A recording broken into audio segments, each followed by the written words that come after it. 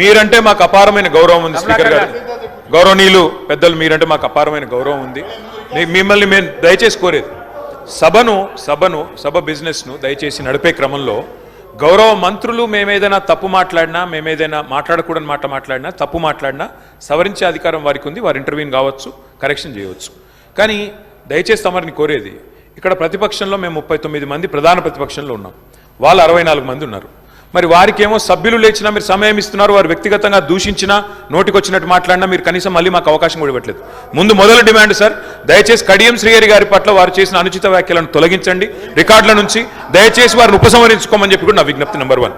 రెండవది సార్, వారు ఉప ముఖ్యమంత్రిగా పనిచేసిన పెద్దలు, దాదాపు 15 ఏళ్లు మంత్రిగా పనిచేసిన సీనియర్ నాయకులు, గౌరవనీయులు పెద్దలు కడియం శ్రీహరి గారి పట్ల వాళ్ళ రాజగోపాల్ రెడ్డి గారు చేసిన వ్యాఖ్యలు సబబు కాదు సార్, దాన్ని దయచేసి తొలగించాలి రికార్డుల నుంచి అనేది నెంబర్ వన్ సార్. రెండవది రాజగోపాల్, మీరు కూడా ఒకటి సార్, ఒక విషయం మాకు క్లియర్గా చెప్పండి. మా సభ్యులు లేచి అడిగితే మరి సభ్యులకైతే ఒకటే హక్కు ఉంటుంది సార్, అందరి సభ్యులకు 119 మంది సభ్యులకు ఒకటే రకమైన హక్కు ఉంటుంది. మా సభ్యులు అడిగితేనేమో మైకు రావడం లేదు, మరి వాళ్ళ అవతల వైపు ట్రెజరీ బెంచెస్లోంచి సభ్యులు అడిగినా మైక్ ఇస్తున్నారు, ఎప్పుడు అడిగినా మైక్ ఇస్తున్నారు, వాళ్ళని మాట్లాడమని మీరే మరి మోటివేట్ చేస్తున్నారు. దయచేసి నా విజ్ఞప్తి మీతోని, అందరు సభ్యులను ఒకటే ఘాటను ఒకటే పద్ధతిలో చూడాలి తప్ప ఈ రకంగా చూడడం ఇది భావ్యం కాదు కదా సార్. మీరు కూడా దయచేసి ఈ విషయంలో పునరాలోచించాలని విజ్ఞప్తి. ముందు రాజగోపాల్ రెడ్డి గారు మాట్లాడిన మాటలను దయచేసి మరి రికార్డుల నుంచి తొలగించాలని మిమ్మల్ని కోరుతా ఉన్నా అధ్యక్ష. వారు కూడా ఉపసంహరించుకుంటే వారి గౌరవం దక్కుతుంది. అట్లా మాట్లాడడం ఒక సీనియర్ దళిత నాయకుడి పట్ల, ఒక సీనియర్ దళిత మంత్రి పట్ల, గతంలో 15 ఏళ్లు మంత్రిగా పనిచేసిన పెద్దల పట్ల ఆ రకంగా మాట్లాడడం వారికి మంచిది కాదు. ఉపసంహరించుకోమనండి, లేదా మీరైనా రికార్డుల నుంచి తొలగించాలనేది డిమాండ్. రెండవ మాట అధ్యక్ష, ఇందాక నాకు మీరు మైక్ ఇవ్వలేదు, ఇప్పుడు ఇచ్చినారు అనుకుంటున్నాను. దానికోసమే ఇందాక పొన్నం ప్రభాకర్ గారు మాట్లాడినప్పుడు నేను వారంటే నాకు గౌరవం ఉంది అధ్యక్ష. పొన్నం ప్రభాకర్ గారు నేను 2009 నుంచి కలిసి పనిచేసిన సహచరులు. ఆనాడు వారు ఎంపీగా, నేను ఎమ్మెల్యేగా మొదటిసారి గెలిచినాం, అప్పటి నుంచి కలిసి పనిచేసినాం.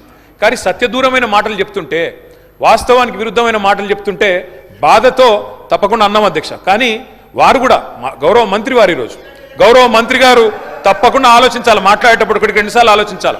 ఇవాళ వారి నియోజకవర్గంలో హుస్నాబాద్లో గౌరవెల్లి అనే రిజర్వాయర్ పూర్తయి ట్రయల్ రన్ అయిన మాట వాస్తవం కాదా అధ్యక్ష? ఇవాళ హుస్నాబాద్లో ప్రజలకు తెలియదా? వేములవాడ నియోజకవర్గంలో మలకపేట రిజర్వాయర్ మొత్తం పూర్తయి అందులో 1 TMC నీళ్లు ఉన్నమాట వాస్తవం కాదా అధ్యక్ష?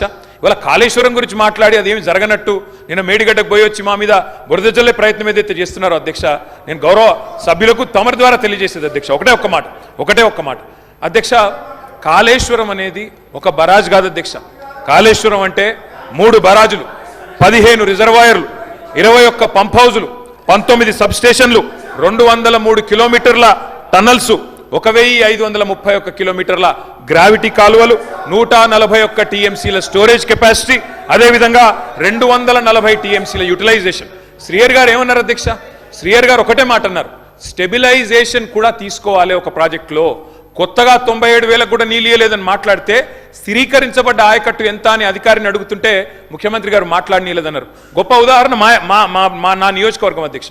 మా దగ్గర అప్పర్ మానేర్ అనే ప్రాజెక్టు నిజాం టైంలో కట్టినారు అధ్యక్ష, 45లో కట్టినారు. ఆ అప్పర్ మానేర్ అనే ప్రాజెక్టు కోసం ఆనాడు రాజశేఖర రెడ్డి గారి ఆనాడు ప్రభుత్వం ఉన్నప్పుడు కూడా పాదయాత్రలు జరిగినాయి. దాన్ని ఎప్పటికప్పుడు స్థిరీకరించాలని, నింపాలనే ప్రయత్నాలు జరిగినాయి. కానీ ఎప్పుడు నింపబడ్డది అధ్యక్ష? మొత్తానికి మల్లన్న సాగర్ కట్టిన తర్వాత మల్లన్న సాగర్ నుంచి వచ్చే కాలువ ద్వారా ఎప్పుడైతే కూడవెల్లిలోకి నీళ్ళు వచ్చినాయో, కూడవెల్లి వాగులోకి ఈరోజు ఏప్రిల్లో ఎర్రటి ఎండల్లో కూడా మా మిడ్ మానేరు, మా అప్పర్ మానేరు ఎండుతున్న మాట వాస్తవమా కాదా?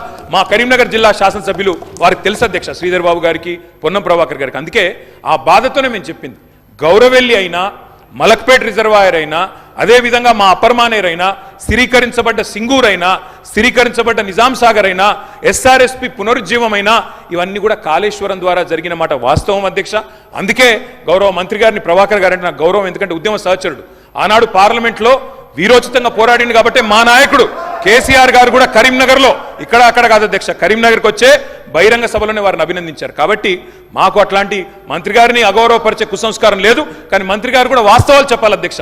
గౌరవెల్లి పూర్తయిన మాట వాస్తవం, NGT స్టే ఉన్న మాట వాస్తవం, మలక్పేట పూర్తయిన మాట వాస్తవం, ట్రయల్స్ జరిగిన మాట వాస్తవం.